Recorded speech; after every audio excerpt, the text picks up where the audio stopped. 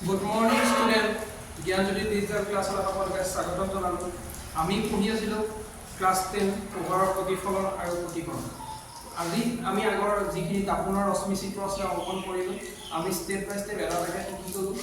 এতিয়া আহিছোঁ আজি আমি উত্তল লেন্সৰ ওপৰত গঠিত ৰশ্মি চিত্ৰখিনি কেনেকুৱা হয়, কি ধৰণৰ হয় গোটেইখিনি আঁকিবলৈ শিকোঁ। আহক আমি আজি ধৰিলোঁ উত্তল লেন্সত গঠিত ৰশ্মি চিত্ৰ অংকন। এটা উত্তল লেন্সখন আৰু আমি লক্ষ্য বস্তু ৰাখিব অসীমত। প্ৰথম কথা হ'ল কি আমি তাৰ আগত উত্তল লেন্সখন আঁকিব জানিব লাগিব। উত্তল লেন্সখন ফাৰ্ষ্ট আঁকি লওঁ। আগৰ এটা ভিডিঅ'ত মই স্কেল ইউজ কৰা নাছিলোঁ, এইবাৰ মই স্কেল ইউজ কৰিছোঁ।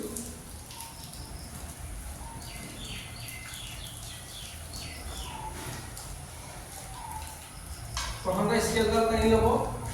ইয়াত কম্পাছৰ চিনটো দি ইয়াত এটা বৃত্তচাপ আঁকিব, কাৰণ আমাৰ উত্তল লেন্সখন কেনেকুৱা আছিলে, এনেকুৱা টাইপৰ আছিলে। গতিকে মই হাতে আঁকিছোঁ, আপোনালোকে হাতে নাৰাখিব, এনেকৈ আঁকি ল'ব। আকৌ এইফালে এটা দি এইফালে এটা এনেকৈ আঁকি দিব। এইখন হৈ গ'ল মোৰ উত্তল লেন্স। উত্তল লেন্সখনৰ মাজত এটা দুটা চাইডে আমি দুটা পইণ্ট পালোঁ। আমি যি দুটা পইণ্ট ধৰোঁ এই পইণ্ট দুটা আমাৰ নামটো কি আছিলে, ফ'কাছ আছিলে। এইটো চাইডে ধৰিছোঁ মানে এইফালৰটো F1 ধৰিলোঁ, এইফালৰ চাইডৰটো F2 ধৰিলোঁ। এই ডিষ্টেন্সৰ পৰা এই ডিষ্টেন্সত যিমানটো আছে এই ডিষ্টেন্সটো আমাৰ নামটো কি আছিলে, আগতে আমি তাপনৰ ক্ষেত্ৰত কি লিখিছিলোঁ, ভাঁজ কেন্দ্ৰ লিখিছিলোঁ C। আমি ইয়াৰ ক্ষেত্ৰত C নিলিখোঁ যেনিবা 2F1 লিখিম। সেম ইয়াৰ পৰা যিমানটো আছে মই আইডিয়া কৰি লিখি লৈছোঁ, আপোনালোকে জুখি ল'ব। এইখিনি নোজোখাকৈ নকৰিব, নোজোখাকৈ নকৰিলেও কোনো প্ৰব্লেম নাই, কিন্তু অলপ স্নাপচাটো বেয়া হ'ব। ইয়াত খালি এটা কাম কৰিব, মাজত ডট লাইনটো দি ল'ব। এই ডট লাইনটোৰ মাজত দি ল'ব, এইটো হ'ব angle, centre point O point. এইটো কৰি লওক। আমি চবে জানো আমাৰ কি কৈছে যে লক্ষ্য বস্তু যদি অসীমত থাকে, লক্ষ্য বস্তুটো আমাৰ ক'ত থাকিব, অসীমত থাকিব। অসীমত থাকিলে আমাৰ কোনো পজিশ্যন নাছিল, লক্ষ্য বস্তু এনেকৈ আমি কোনো ধৰি লোৱা নাছিলোঁ। অসীমৰ পৰা আহিলে সদায় আমাৰ কেনেকৈ আহিব, ডট লাইনে দি আহিব। আৰু এটা কথা মনত ৰাখিব, সদায় ডট লাইনে দি আহিব, এইখিনি পৰা ষ্ট্ৰেট আনিব। এই মাজৰ যিডাল দিছোঁ ডট লাইন ইয়াত পেলাব, কি আনি পিনি এই ইয়াৰ পৰা নহয়, ইয়াত দিব, ইয়াত দি পিনি ফ'কাছেদি পাৰ হৈ গুচি যাব। আৰু আমি প্ৰথম দুডাল এইফালৰ পৰা যাব, ডট লাইনত আনিছোঁ, ইয়াত পৰিলে লেন্সৰ মাজত পৰিলে। লেন্সৰ মাজত পৰি কি হ'ব, আমাৰ ফ'কাছৰ মাজেদি যাব। যেনেকৈ আমি তাপোনত আঁকিছোঁ, প্ৰথমডাল সদায় আহে, আহি পিনি তাপোনত পৰে, ফ'কাছৰ মাজেদি যায়।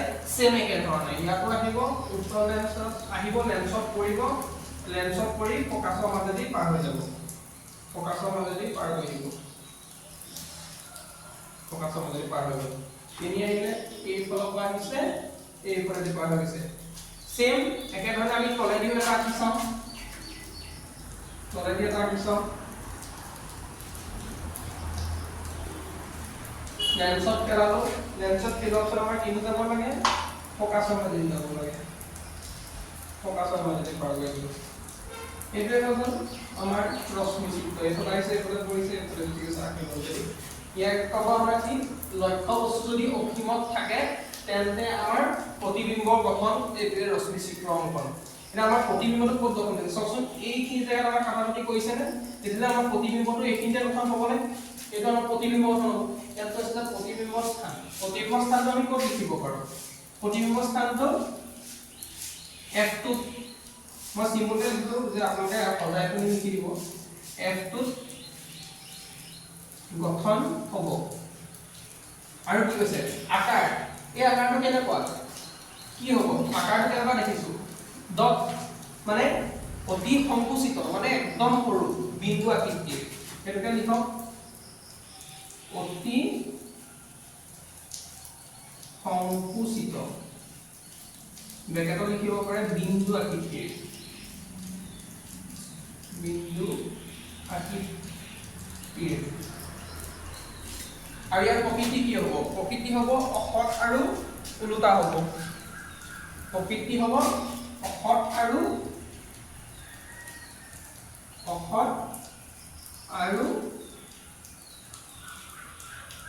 ওলোটা।